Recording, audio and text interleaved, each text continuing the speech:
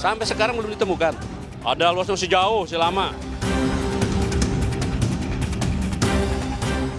Kejaksaan Agung menegaskan pihaknya belum menemukan Sylvester Matutina. Kapus Penkum Kejagung Anang Supriyatna bahkan menyinggung permohonan PK kedua yang akan diajukan Sylvester tidak serta-merta menunda eksekusi. Sylvester yang jelas jaksa eksekutor sedang mencari yang bersangkutan dan kita pastinya jaksa eksekutor akan mengambil langkah-langkah hukum. Sampai sekarang belum ditemukan. Di Jakarta Pak katanya Pak ya? Itu kan penasihat hukumnya. Makanya kalau memang benar dan beritikat baik, hadir, laksanakan eksekusi. Perkara yang bersangkutan mau mengajukan hukum PK silakan saja. Tapi eksekusi tidak, PK tidak menghentikan eksekusi ya. Ada luasnya masih jauh, masih lama. Sebelumnya, pengacara Sylvester Lekumanan mengungkap Kejaksaan Negeri Jakarta Selatan sudah kadaluarsa.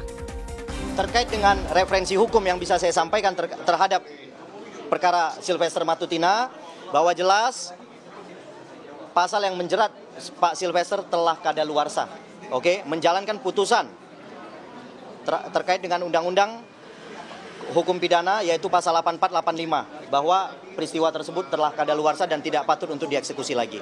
Nah, kami berencana untuk mengajukan lagi PK kedua. Menanggapi dalih daluarsa kasus Sylvester, mantan Menko Polhukam Mahfud MD menyebut kasus Sylvester tidak ada daluarsanya karena usai putusan masih ada 16 tahun masa berlakunya putusan hakim atas kasus tersebut. Kalau PK, dia harus hadir sendiri. Oleh sebab itu dulu PK yang pertama kan dianggap tidak memenuhi syarat karena tidak mau datang. Kalau mau PK kedua dia harus hadir sendiri dan di situ kejaksaan bisa menangkap dia. Dia mengatakan ini daluarsa karena ada keputusan Mahkamah Agung tahun 52 yang isinya bahwa daluarsa itu tidak boleh kurang dari hukuman. Cuma itu dijadikan alasan, itu kan tidak kurang dari hukuman. Sementara menurut pasal 72, 74 dan pasal 84 KUHP jelas kalau ancamnya 4 tahun dan pidana, maka daluarsanya, daluarsa pengadilannya, penuntutannya itu 12 tahun. Kalau sudah divonis dari ancaman ini 12 tahun ditambah sepertiga, berarti 16 tahun. Jadi tidak ada urusan daluarsa itu. Keberadaan Sylvester hingga kini masih misterius. Sebelumnya pihak pengacara mengklaim jika relawan Jokowi itu masih berada di Jakarta dan dalam kondisi sehat. Tim Liputan Kompas TV.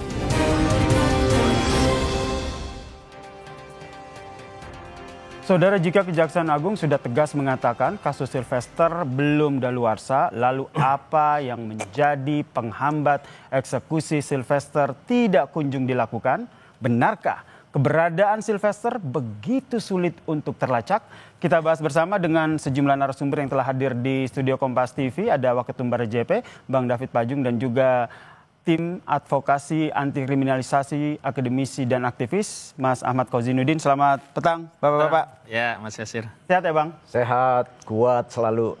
Oke, saya ke Bang David dulu. Bang David, kalau kita lihat kan Kejagung sudah berkali-kali minta agar Sylvester punya itikat baik untuk menyerahkan diri. Apalagi yang pertama, alasan PK maupun daluarsa kasus tidak lagi relevan untuk menghindari eksekusi penahanan. Kenapa sih, Bang? Sylvester udah hadapi saja konsekuensi hukumnya. Ya, pertama kalau pertanyaan itu pasti kembali kepada dua hal ya. Pertama kepada yang bersangkutan sahabat saya Sylvester, yang kedua pada penasihat hukum beliau. Nah, kapasitas saya ini sebagai teman, sebagai aktivis Barat JP yang sama-sama berjuang dalam banyak hal. Nah, kalau pandangan saya begini ya, tentu ini harus diuji. Pertama, diskresi penahanan penangkapan itu ada pada kejaksaan. Nah, tetapi kejaksaan juga tentu punya pertimbangan-pertimbangan narasi-narasi hukum yang dijadikan argumen atau landasan kenapa sampai hari ini belum diambil atau belum ditahan. Nah, saya pikir kalau pernyataan kawan Lekumanan sebagai lawyersnya Sylvester kan bahwa Sylvester ada di Jakarta, nggak kemana-mana. Nah, pertanyaannya kan kenapa kejaksaan? Nah, diskresi ada pada kejaksaan. Tetapi yang saya mau katakan, kejaksaan pasti punya pertimbangan hukum. Satu, apa yang disampaikan oleh lawyersnya Sylvester soal kadaluarsa berdasarkan pasal 84. Itu menurut argumentasi hukum oleh lawyers. Yang kedua, kalau menurut saya mungkin ini yang memang menjadi pertimbangan. Pertama, ada keputusan peraturan kejaksaan nomor 15 2020 ini terkait soal RJ, Restoratif Justice, yang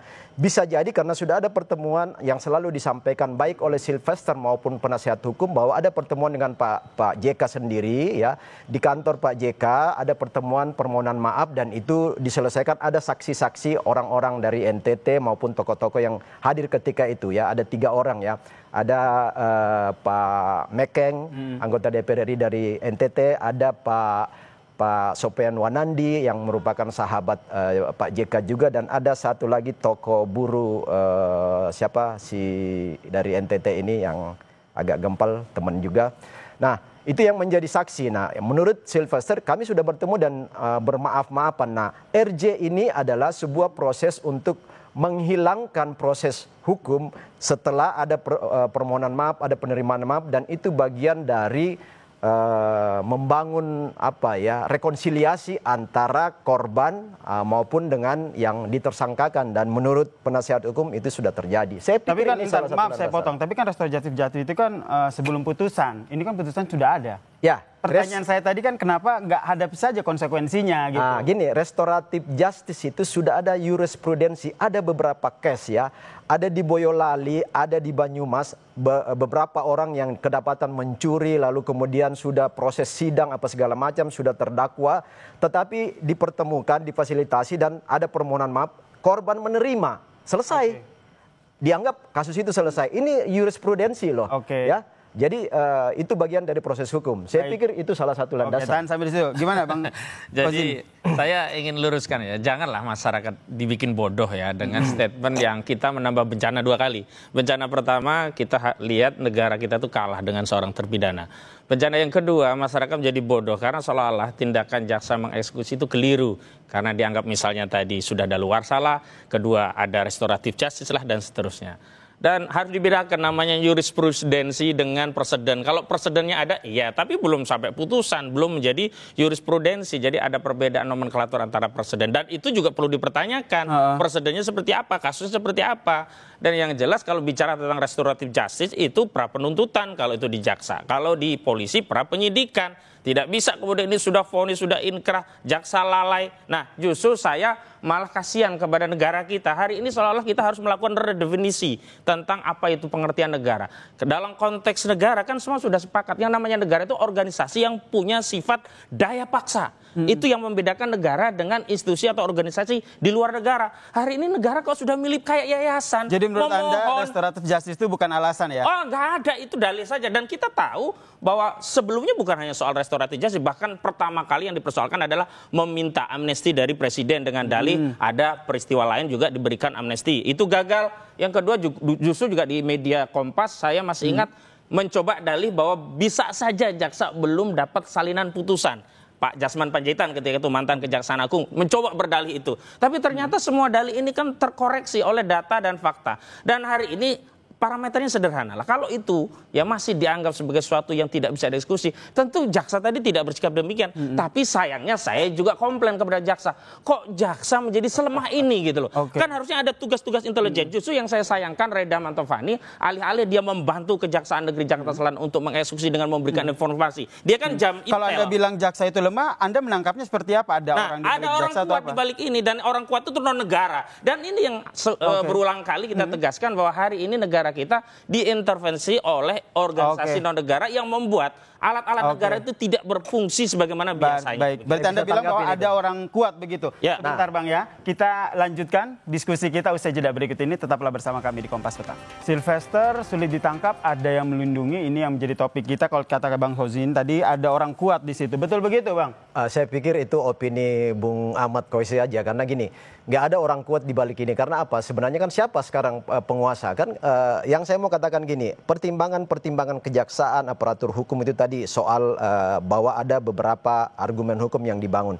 Yang berikutnya adalah semua pelaku-pelaku hukum tahu bahwa ada 3 asas hukum yang harus menjadi landasan setiap case. 1, asas manfaat. Yang kedua, asas keadilan hukum. Dan yang ketiga, asas kepastian hukum. Ketika terjadi konflik dari 3 asas ini, maka yang menjadi skala priority adalah asas manfaat. asas manfaat apa dari case ini? Case ini terlalu kecil karena ini menjadi case person to person, dua oknum, dua tokoh yang tidak ada kaitan dengan publik. Kalau terlalu kecil, kenapa nggak Bang Silvester hadapi saja begitu? Kenapa menghilang dan sulit sekali ditemukan? Kecil dalam arti ini bukan kasus publik, ini bukan kasus kebijakan publik, bukan kasus extraordinary crime ya, yang menjadi perhatian dan kepentingan publik. Karena ini dua person saja yang katakanlah kalau dua person padahal sudah bertemu, sudah berdamai. Nah, sekarang ini diangkat karena mungkin dari kes-kes bahwa ini kok belum ditangkap. Nah sekarang ini kan bolanya saya katakan ada pada eksekutor kejaksaan. Nah ada landasan-landasan hukum yang dibangun oleh kejaksaan untuk belum melakukan eksekusi. Karena tadi ada perjan, ada ke Jampidun punya arahan, keputusan ya, ada edaran Jampidun, ada perjan yang terkait RJ. Jadi semua itu menjadi pertimbangan-pertimbangan kejaksaan dan ini bukan kasus publik, kasus dua orang yang tidak bersangkut paut dengan kepentingan publik. Itu asas manfaat. Alasan-alasan hukum pasti tidak menghindar. Saya yakin itu pasti. Ya, itu kan dalih saja. Sebenarnya kalau kita kembali kepada 3 asas hukum tadi, yang pertama tidak ada manfaatnya kok membiarkan Silvester itu terus berkeliaran, berbahaya karena dia sudah terbukti inkrah melakukan fitnah terhadap mantan wakil presiden Republik Indonesia. Yang kedua, tidak ada kepastian hukum kalau tidak segera dieksekusi. Bagaimana kita rakyat mau mencari keadilan jika pada akhirnya putusan itu tidak bisa dieksekusi? Yang terakhir, persoalannya adalah di mana sih kita akan berdiri di Republik ini? Ini kan soalnya kan sederhana, eksekusi selesai. Tapi tadi saya tegaskan, kenapa ini menjadi susah? Ini adalah orang besar. Kenapa? Narasi dijadikan ini hal yang kecil. Pada saat yang bersama, kalau kita bicara kasusnya hanya fitnah, Saudara Joko Widodo merasa difitnah, dia juga bikin laporan. Jadi menurut siapa orang besar, Bung? Orang besarnya Saudara Joko Widodo. Saya beberapa kali. Jokowi udah nggak punya kekuatan, ya, memang bukan penguasa hari ini kan, tapi itu terbantahkan. Dia mantan penguasa, dia punya akses kepada kekuasaan. Orang dulu jadi pejabat dengan tanda tangan dia juga bagian dari Dewan Pembina Solidaritas Solmed ya, punya Silvester Matutina. Jadi dua hal ini sulit untuk dipisahkan bahwa di balik Silvester Matutina ada Joko Widodo. Kalau tidak ada Joko Widodo, maka semestinya ini perkara sederhana cepat dieksekusi.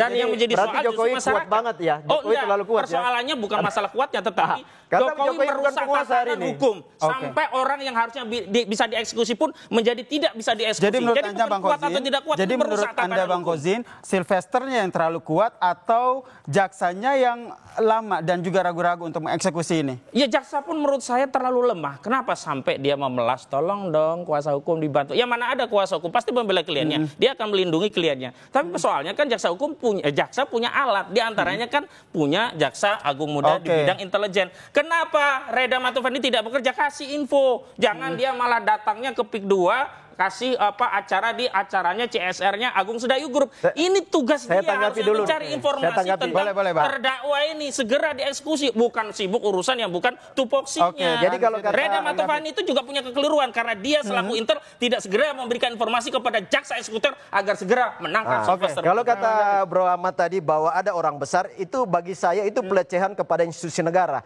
Seolah-olah hukum bisa dikendalikan oleh seseorang di Republik ini. Itu pelecehan.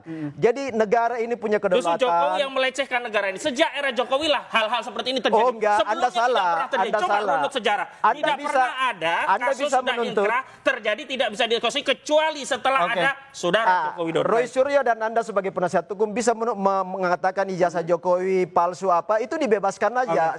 Dan nggak ada. Jokowi sudah melalui proses hukum dan karena Jokowi itu adalah rakyat biasa hari ini yang bisa menghargai hukum. Tapi kekuasaan Jokowi sebelumnya telah disalahgunakan. Sekarang nggak ada negara kekuasaan itu. Bang David, Bang Kozin.